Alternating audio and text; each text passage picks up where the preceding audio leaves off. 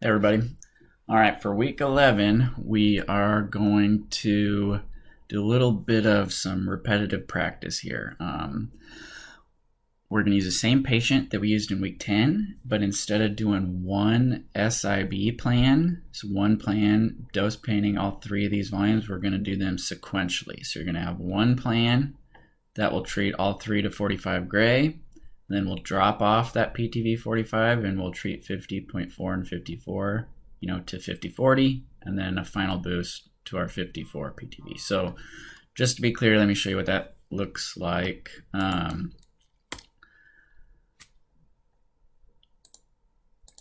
So we have 3 PTVs, right?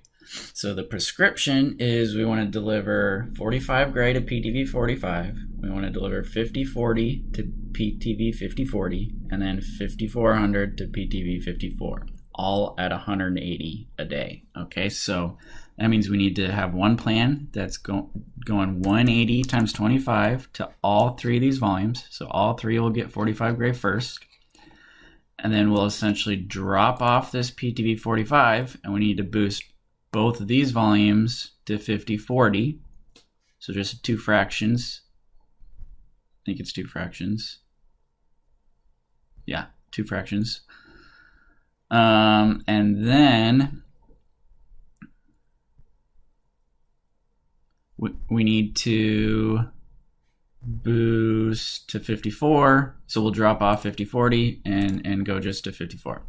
Sorry, I got an email there. I got distracted. But anyways, 3 plans, sequential. So I want to do this because we're going to then compare during class. We're going to compare what both look like. So both are going to the same dose, just at a slightly different fractional dose, and both will look drastically different. So I want you guys to know how an SIB plan looks, what's possible with SIB plan versus if you do it sequentially. How does that affect, the surrounding dose, the surrounding tissues dose. So hopefully that's pretty simple. This in week 10 went over how to do that SIB plan, so kind of all 3 together. So I'm just gonna real quick show you how I would get started on plan number 2. So to this 54 volume and this 50/40 volume. So in the clinic, it's always nice to eliminate extra shifts if you can. So if I can reuse the same ISO location, I'm going to. So if this was my first plan to 45 gray, I would just copy this plan, update my prescription. So this would have been 180 times 25. So we just need 180 times 3 fractions, sorry. We need 180 times 3 to get to 50/40. So it'd be a total of 28 fractions, right? 25 times plus 3. And as far as beam setup, so I should have in my first plan already set up my beams to cover that much larger volume, right? So I shouldn't have jaws that are too wide or anything like that. Everything should be set up. And remember, with jaw tracking, our jaws can get smaller. So, but it'll do that automatically. I don't need to come in here and adjust my jaws or shrink them down to these smaller volumes anymore, unless you really want to. If you really want to have that control, before you are able to do that, you just need to delete these MLCs, since they still have the MLC pattern from our previous plan. So if I delete these MLCs right here, so just right click, delete, I can then adjust my jaws how I want them. Or like I was saying, if you set them up properly in the first plan, they should be kind of already ready to go. And since we have jaw tracking, it will automatically close that jaw down for me. You don't have to worry about it. So I'm just going to jump right in here into the optimizer, and you can start from scratch. You can create a new plan from scratch and just make sure your isocenter coordinates are the exact same, or you can just do it the easier way and copy like I am. But if you copy, you just have to make sure you remember to update your prescription. And then when I get in here, I just delete all these objectives.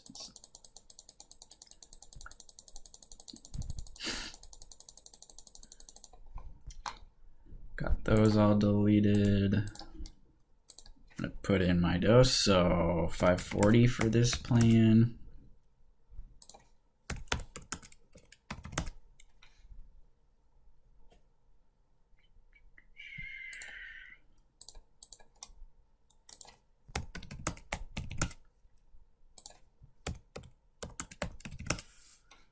Okay, I'll get started with just my PTVs like usual. I will start again because we've totally changed our total PTV, how that looks, right? So we'll start again.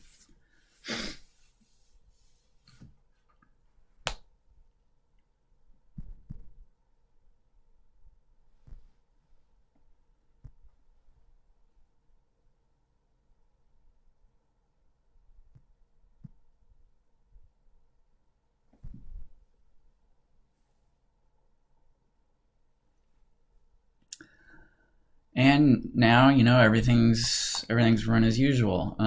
Looks like this planner does have rings, so you can for sure. I don't create extra rings, even though these rings are, you know, kind of too big around here because they covered that 45 volume. They're still going to be useful around this 50.4 volume, and still useful in general. So. Maybe I just won't use them exactly as a 50% and a 70% ring. But you should be able to. You just might be able to push a little harder. Whoops. 50. What is 70% of 540? 378. Put those rings in there, let it get to step 3. But okay, like I said, we're gonna do a more in-depth comparison in class, but just to kind of give you a precursor to that. So the difference between SIB and sequential is obviously we're changing the daily dose, right? So by doing 3 different PTV volumes all at the same time in 30 fractions like our SIB plan, those PTVs are all getting a different daily dose. If you do it sequentially, everything gets 180 a day. But the difference is, so if we look at our plan right now, we gave everything 45 gray up front, right? And now we have coned down. We've eliminated that large 45 volume and are doing a boost to these smaller PTV volumes. But look, that 45 gray volume is still getting some low dose, quite a bit of low dose from these boost plans, right? So the difference will be in the plan sum. This plan sum of this sequential dose fractionation scheme will look a lot different than your SIB plan because you're getting all this low dose contribution. So with an SIB plan, we are able to control this 45 volume and give it just 45 gray, you know, in all these areas.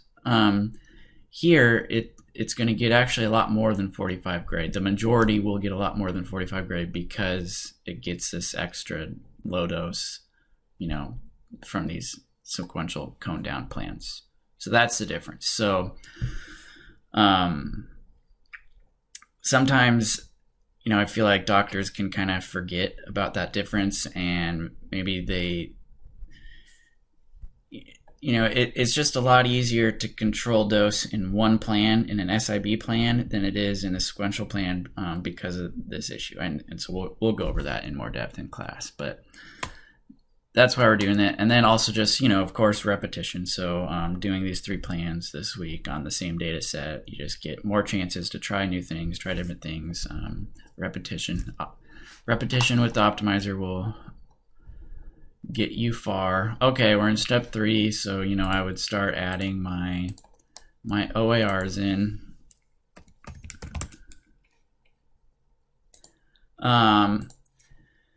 Hopefully you guys are kind of getting that down and getting my process down. So I'm going to add my OARs in one step at a time and plan this just like I do all my plans. I'm not going to go through that again. If any of you need some one-on-one help with this particular case, or just the optimizer in general, or you're not understanding my methodology with all of this, please reach out. Let me know. We can get some one-on-one time scheduled.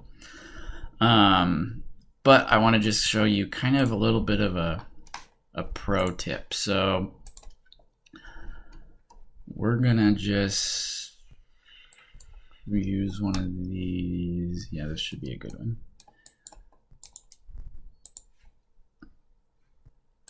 Okay, so pretend this plan, I haven't reviewed this plan. I don't know what this plan looks like, but pretend this plan is absolutely beautiful, and it might be, I don't know, but pretend it's perfect. We love everything about it. The only thing wrong with it is our hotspot.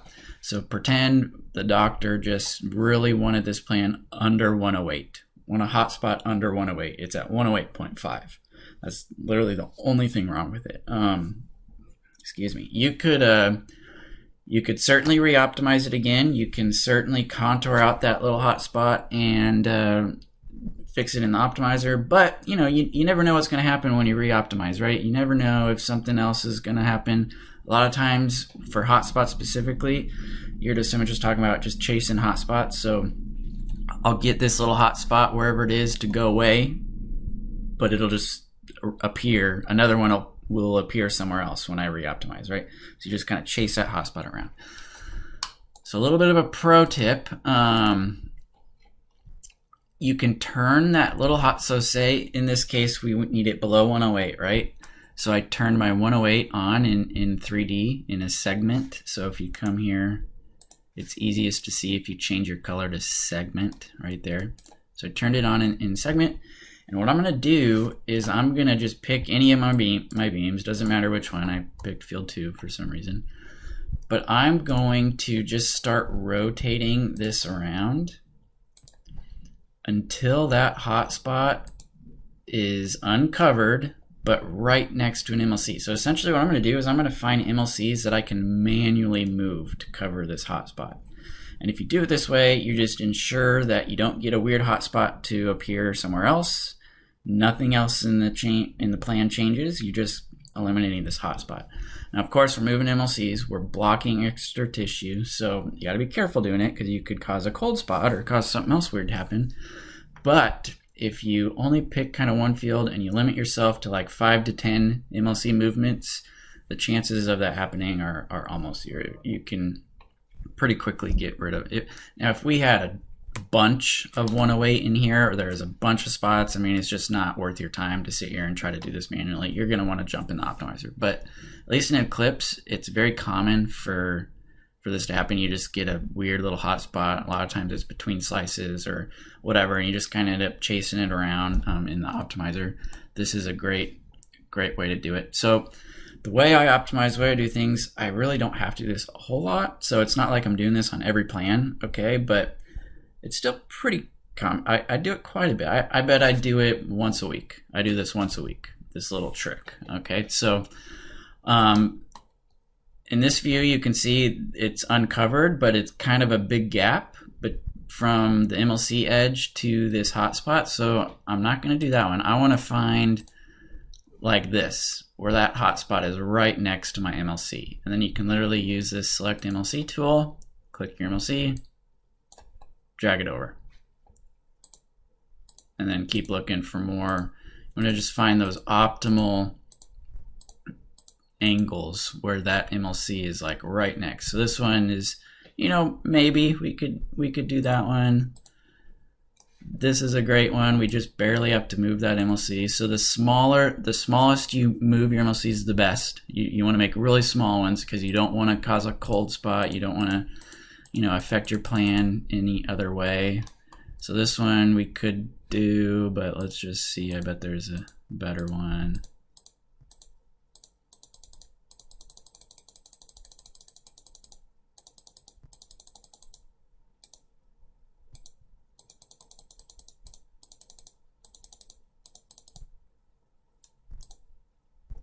This one's probably a good one. I'll do that one.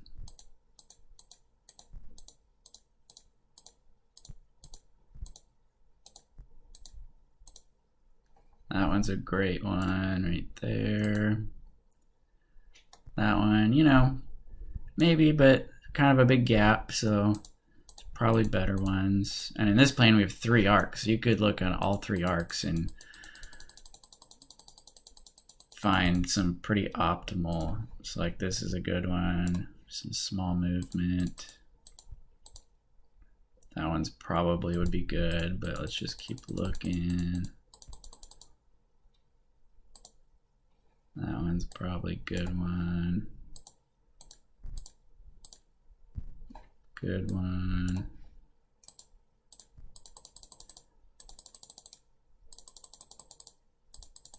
Okay, so you guys get the idea. And you know, you only want to do like 5 to 10 at a time before you recalc and see what happens. So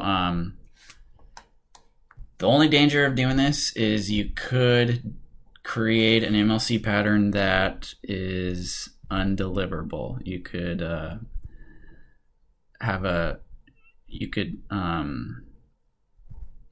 the word I'm trying to look for? You could, your machine limitation, you could be outside of your machine limitation. Okay, so every time you do it, you want to come in here and verify MLC leak positions.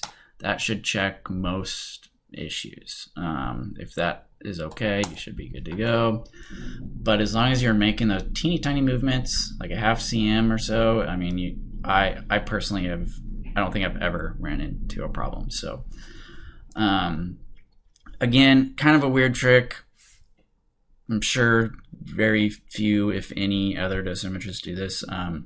So don't start doing this on clinical plans before you tell, you know, your physics team, your dosimetrist, someone else, and get it okayed by them first. Okay, and they probably will look at you funny the first time you try to show them this, but it works great. Let's just recalc and see if that little spot went away.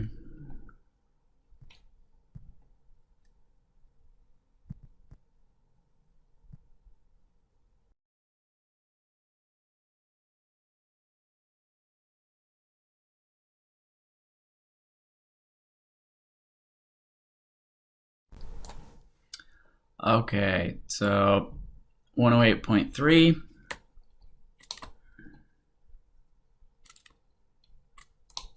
So looks like we got rid of the spot we were focused on, or is that a tiny?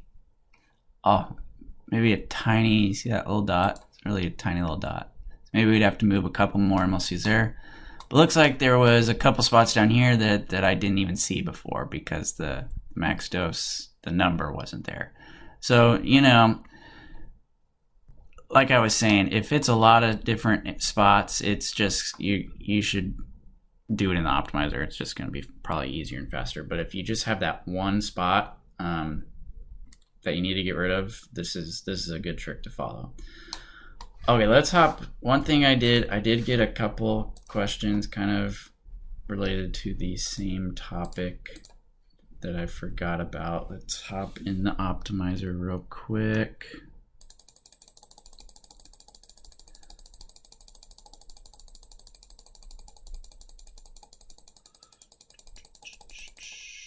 Get this plan going here.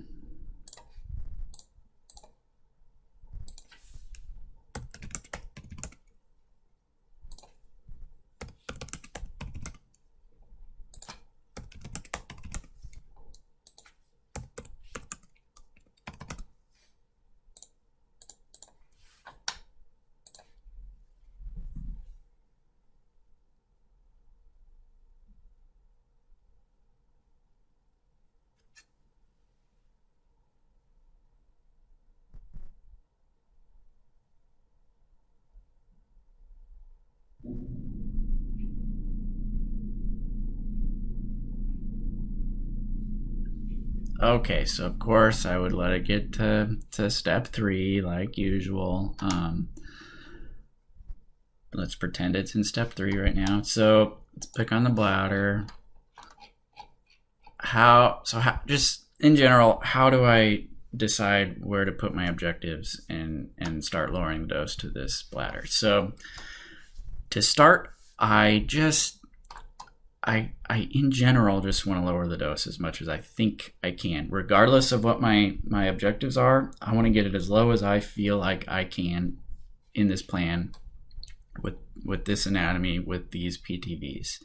So I know I want and can get that 50% to break up a lot, right? So usually when I add like an upper on this, I'm just gonna throw it in the middle, right in the middle of my line, and start pulling that down. And, you know, just do it pretty slowly. So wait and let this kind of think for a little bit. Then I'm just gonna, you know, keep dragging it down. And eventually you'll notice, so right now you can see it's moving pretty fast, right? It's coming down.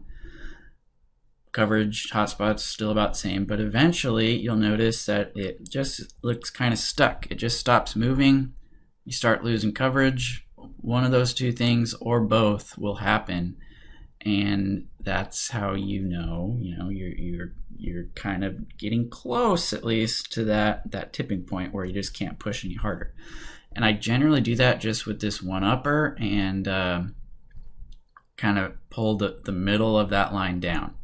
Then once I feel like I've done the best I can do with that objective, so pretend this is the best I can do, I can't get it to move anymore, that's when you need to start thinking about your specific constraints that you're trying to meet for the doctor. So it can get hard on these sequential plans, you know, since, you know, this is only part of our plan. But I just focus, so pretend he wants, I don't know, 20% of the bladder to get less than 40 gray. I can't look at 40 gray, obviously, in this plan, but I can look at 20%. So I just want to try to get the lowest dose I can to 20% of my bladder. So, whoops, I missed step 3.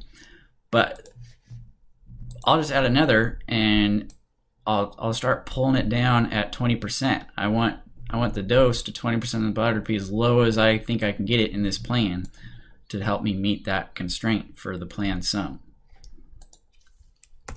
All right, so first I just kind of add that one upper or EUD or whatever. I'm just generally trying to pull that line down as far as I can. I look at my dose distribution, and again, it's just going to take some experience, you know, running plans to kind of figure out what's possible and learn how to kind of look at a dose distribution and see if you think you can push harder or not. So you got to look at both the dose distribution and this to kind of, and I just in general get it as low as I think I can get it. If I'm worried about hotspots, max doses, I'll do the same. I'll add a max dose constraint, you know, and just like this upper right here, I'll just slowly start trying to pull that to the left. But anyways, once I start losing coverage or this just won't budge anymore. So if you leave this priority at 50, there you will reach a point where it's not going to move anymore. You might not even lose any more coverage. It's going to stop pulling because this priority is 50 and this is 100. And again, that's why I like to do it like this. I like to leave these at 50, leave these at 100. Just works out best. So you can see this is like way down here, but you can see my line. It is still moving back slowly, so that's great. I would let it, you know, do that, but eventually you're just going to hit a point where it just won't move anymore.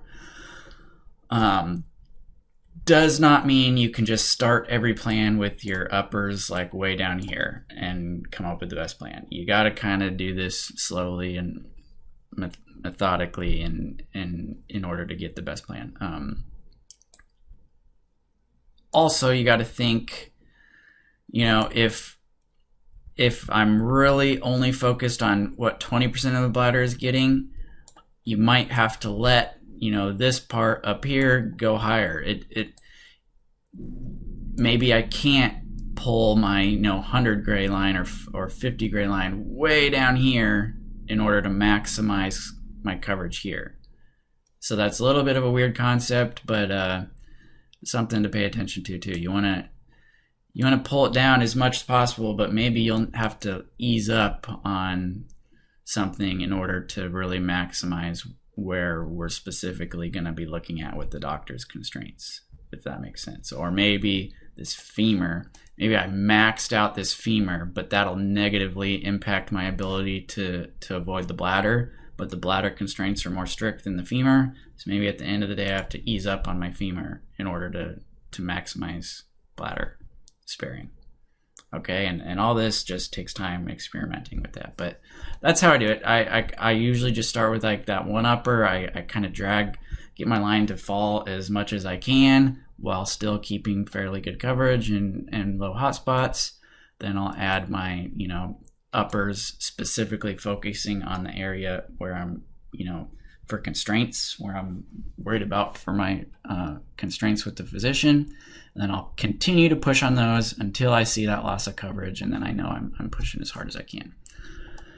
This week is a good example of, there's a couple constraints that look at like CCs. Actually, only one is the bowel. Oh yeah, you can do it. So it says 200 cc's of the bowel. So that's pretty easy. It tells you the full volume right here. So I can just do 200 divided by 354. So that's about 56%. So I can just focus on lowering 56% of that OAR's dose. So don't let CCs confuse you. You can easily convert that to percentage based on the total volume of your OAR. And push on that specific area while you're in here. But yeah, hopefully that helps some of you. And like I said, if you have any questions, let me know. Remember, 3 sequential plans. So you'll do 45 gray in 25 fractions, and then you'll do 540 in 3 for boost 1, and then 360 in 2 fractions for boost 2. And then you're going to evaluate the plan sum against those same constraints that you used last week. If you have any questions, let me know.